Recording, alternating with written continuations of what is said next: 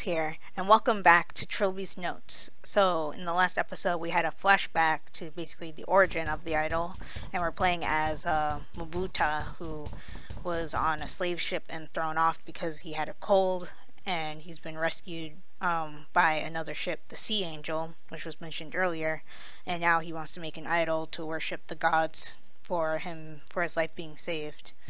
I guess, talk?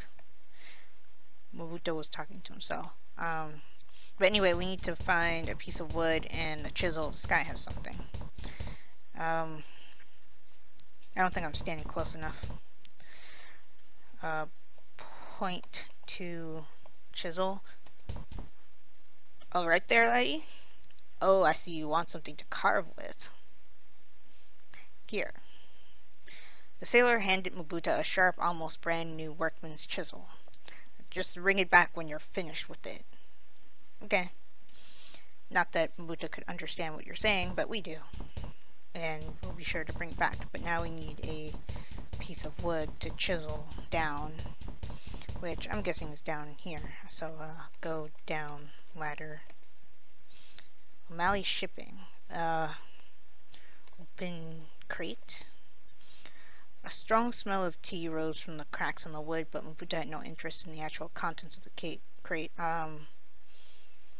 Take wood from crate.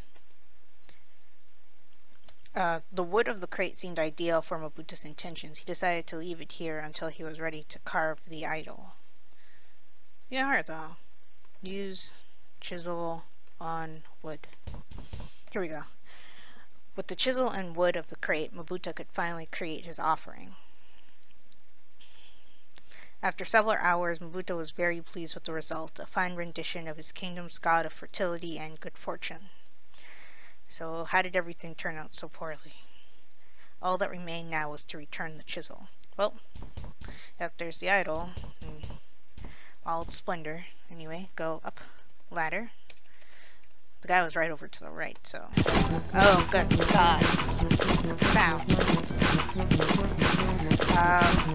What's happening? Hey, buddy. Nope, run. As fast as I can go. Oh, God. Okay, I was not expecting that. That looked like that hurt. The vision faded, and I felt myself being hurled forcefully back into the present day. That tall, thin creature, that black-clad ghoul, was its significance to my predicament? Why did it appear again and again throughout history to spread death and horror? There was no connection to the idol's shape or Mabuta's tribal deities. The tall man was no fertility god. It must have been connected to the wood of that crate somehow. The wood of the crate? There had been a name on that crate. Mabuta hadn't been able to read it, but I, looking through his eyes, had. O'Malley Shipping. O'Malley? Like Siobhan O'Malley? Could the owner have been an ancestor of Siobhan? Yeah, that's what I was saying. It was a flimsy possibility, but at that point, my only lead. I resolved to discuss this with Siobhan at the earliest opportunity. It would explain why she is tagging along as, the guy's apprentice, learning about the Defoe artifacts and everything. Anyway, Trilby, please. I hate that you have to double-click the arrow keys to stop moving. Look, paper. I recognized it as being from the same source as the one under the painting in the lobby. Victim 4, the slave. The fourth man who desired judgment was the slave, who had not been brought Freyhorn's message, and who tormented the wood that was the prince's soul with a sharpened blade. The prince came to him, and he struck the slave down, and he knew the name of the king. And the prince said, "Not one of your household shall I leave alive, slave, for thrice now I have brought my warning, and any who still fail to heed shall be named as fool and judged as most unworthy in our sight." So I wonder who else he's killed. So we had the Defoe child, and now Mabuta, but it seems like it dates back even further than that. Okay, so unlock door. I guess go through door and he'll undo the latch. Undo deadbolt. Unlock door. Remove deadbolt. I didn't. Oh my god. So, how in the world do I get out of this room? Go through door. Trilby, stop playing games. Can I take the soda? Take soda. I took the drink with me. Something told me it would come in useful. Okay. I don't think there's anything else in here of interest. Go through door.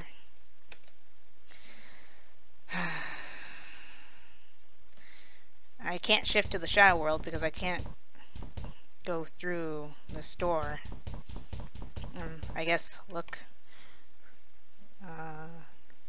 Yeah, there's nothing of interest in here anymore.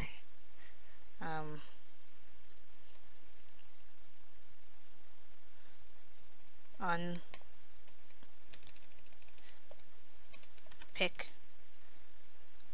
door. Ah, God. The thing is that this room had a deadbolt on it, so how in the world do I get the deadbolt off? Deadbolt. Lock. Open door. God, finally Oh, it's you, Terry. I thought you might have been the serving staff at last.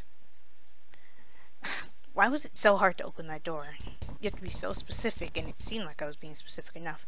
Anyway, let's talk to a bed. See if we can figure out where Siobhan is. I need to be more specific. Talk to a bed about Siobhan. Is that how you spell her name? Where's Siobhan? She said she was going to get a drink. I keep telling her it's not right for a girl her age to drink so much.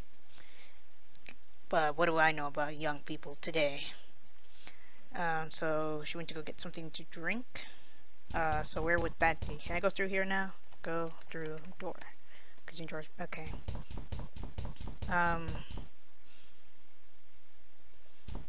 I don't know where the drinks would be located. Oh, right. There's a bar.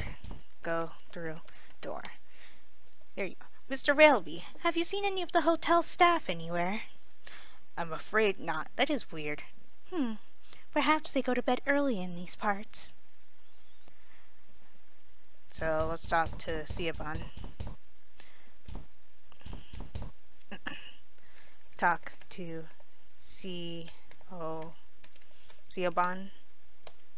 Right. Talk to Siobhan. That's not how you spell her name. Siobhan about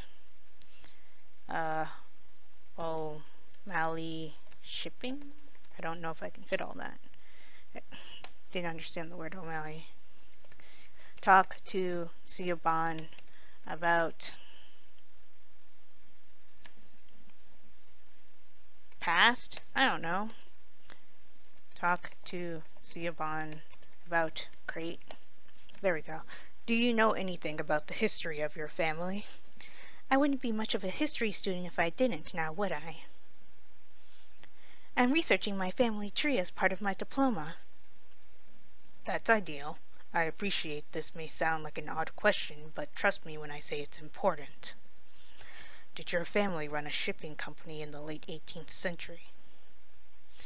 That is an odd question, but I do remember reading something about O'Malley shipping. I'd have to check my notes. I left them in my book bag. Could you meet me in my room in about 5 minutes? I'm in 2A, next to a bed. Certainly. I'll see you there then. Okay. Okay, so let's go up to her room. Go through door. Okay, so I had the right idea with what to ask Siobhan about. I need to say crate and not O'Malley shipping, even though that wasn't her dialogue. So why couldn't that have been the trigger for it? But this game is the creator Benyati Croshaw testing out a different style of game design. And while I like it, it does have its flaws, but I don't think it detracts. Where did she say she was in? 2A? Knock on door. Door's open. Go through door. It's kind of unsafe, but then again, no one's here. Come in, please, Terry. You have the papers? Must you always get right down to business? Come and sit down. Let's talk. About what? How are you feeling? We were a little worried about you. I have these moments of illness. What do you want to talk about? Defoe Manor. Oh. It kind of interests me. I was really into the media coverage of the incident at the time. Oh no. This client of yours, the one who wants the figurine, what does he know about it? Well, he has an interest in the occult, and there's some nonsense story going around about it. Something about the idol being a vessel for an evil ghost. I wasn't really paying attention. Really? I don't remember hearing about that in any of the reports. No, you wouldn't have. It wasn't widely. Have you heard of the story that Trilby was in the house? Oh, God. I could feel a cold sweat drooling down my spine. Every fiber of my being was concentrating on not giving any outward signs of alarm as Siobhan spoke of my secret name with wide-eyed enthusiasm. No one believes it, but Simone Taylor insisted it was true right up until, oh, well, you know. She says he saved her from the house. I think that's a little far-fetched. That's exactly what Abed says. He says a ghost is one thing, but throwing Trilby into it just makes it seem silly. Truth be told, I don't think Abed believes in Trilby any more than he does ghosts. He's so grounded in reality. A sensible attitude. Have you always been an antique dealer? Uh-oh. Siobhan, please, I came here to talk about... Let me put that another way. Have you ever been an antique dealer?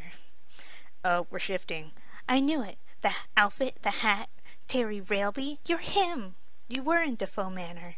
And now you've come here to finish off the ghost. We don't want to talk about this, Siobhan. Siobhan, I always knew there was something else. In this world, there was something better, more glamorous, just below the surface. Will you take me with you? Listen to me. There is nothing glamorous about what I do. I live in shadows that threaten to consume me every single day. And if you pursue this any further, you're going to walk straight into one. What are you talking about?